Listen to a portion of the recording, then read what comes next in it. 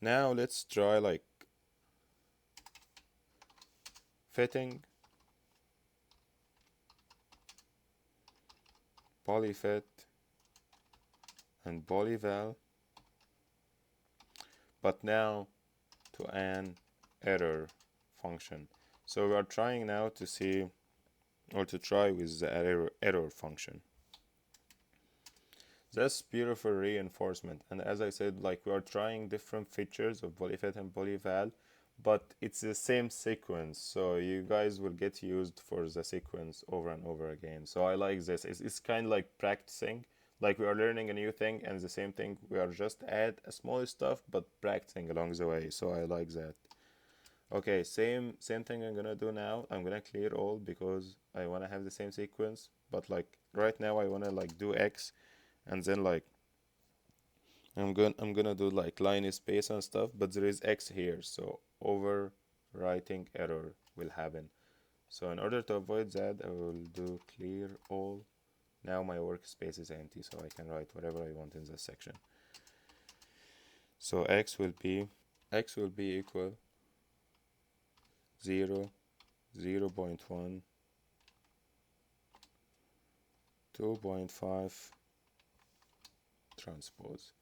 So it just, I'm telling MATLAB that the x-axis will be start at 0, increase by step value like it's gonna increase by 0.1, the interval, and it's gonna end at 2.5. So start at 0, end at 2.5, between 0 and 2.5 it's gonna increase by 0.1. What's this dash, this transpose? So we explained transpose before, simply just to change the row vector to column vector. So right now if we saw x, it would be column instead of rows. So if we played x, we have x all in the form of columns. If we remove this, it's gonna be now in the form of rows.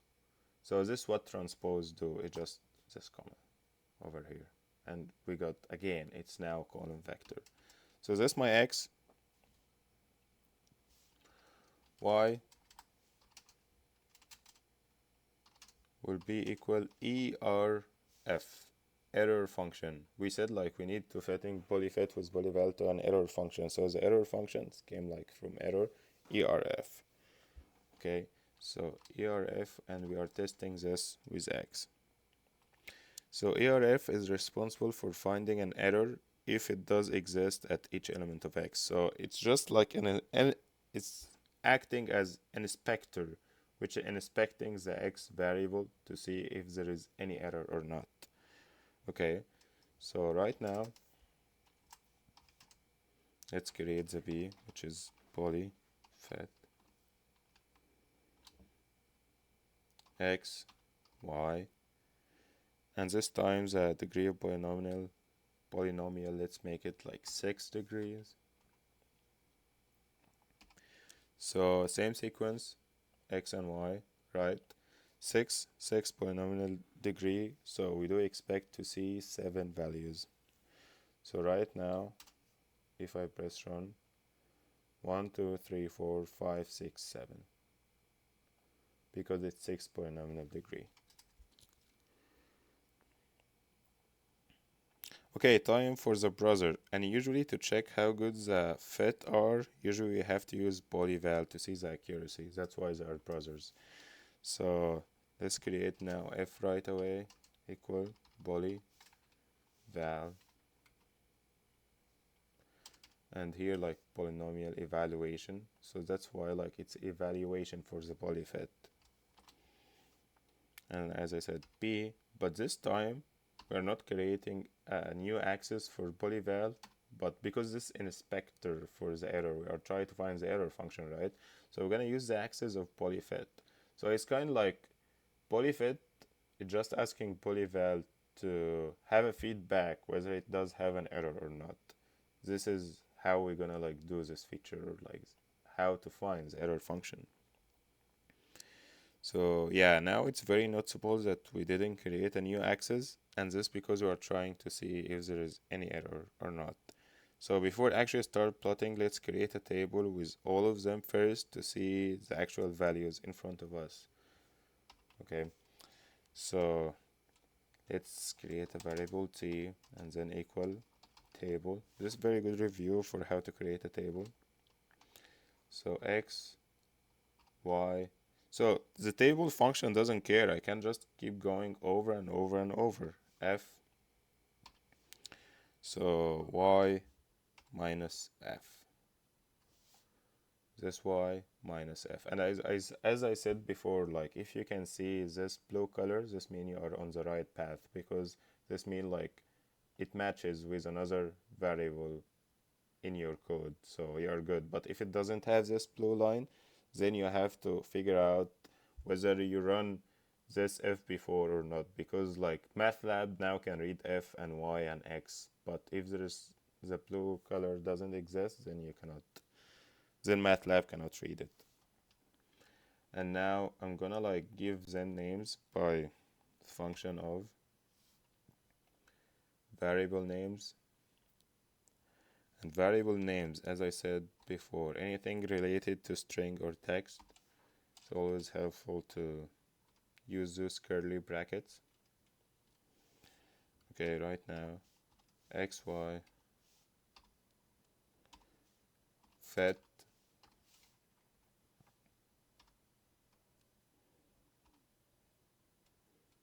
and the fit error. So x and y, f, this is a polynomial fit, and this is the error. So we are trying to see if there is any error here, and we're going to subtract this with the polyval. So this will never happen without the help of polyval, that's why. So now I'm representing here the x and y with a fit combined with a fit error, which representing it by y minus f, as I said. So let's run the table. Here we go. So I have x, I have y, I have the fit and the fit error. So we can see the fit error is like variation between like negative and positive values. So in the table we can see the fit value and the error, whether positive or negative. It's super helpful for calibration or adjusting like different instruments. Like if you have tools for like calibration, like the error is just negative 0.0, it might be negligible.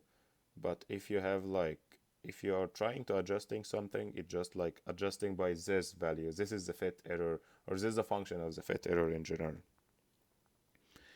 Okay, so let's now create the second browser,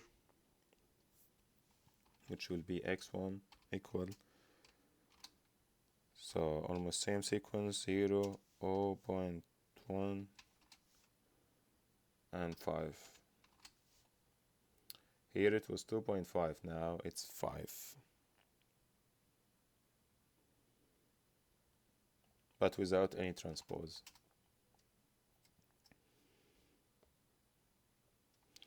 And now y1 will be ERF error function, but for x1. So here we can realize for the third time, because this is the third like function we discovered today, like y1 or x1, x and x1, or y and y1 is kind have to be almost within the same limits to see any diversion within those limits. Like if you need to search for polyfitting in specific values, make sure that the limits in both x1 and y1 are almost the same or matches. Like Polyfit and Polyval are brothers, so they must have like similar characteristics. Okay, so now like this f1, this y1, so f1 will be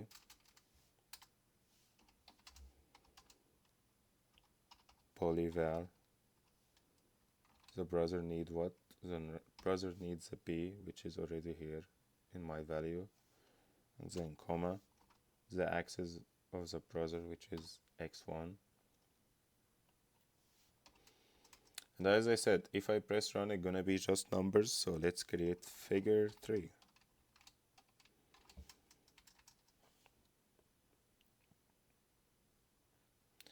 So figure 3, let's create the first plot, which is same thing, x, y.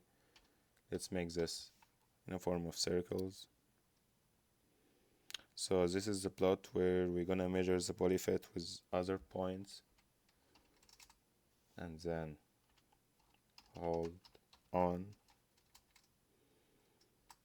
and then another plot.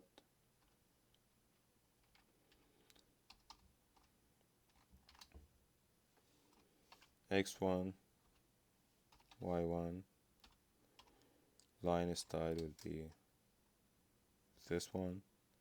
This will represent the polynomial line.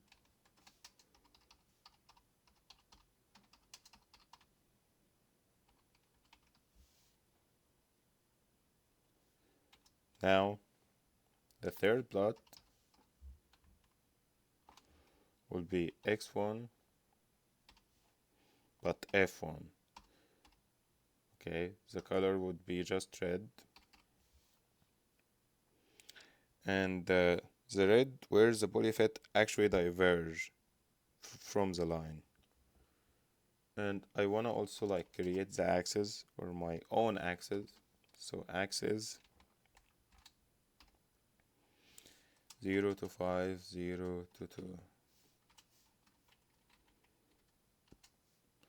Okay, so just fast and easy to create your own axis in this way, because like 0 and 5, the first two, gonna be the limits or the x-axis limits, and the last two, 0 and 2, will be y-axis limits.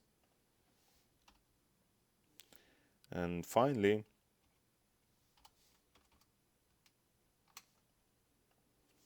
hold off. Okay, let's run this.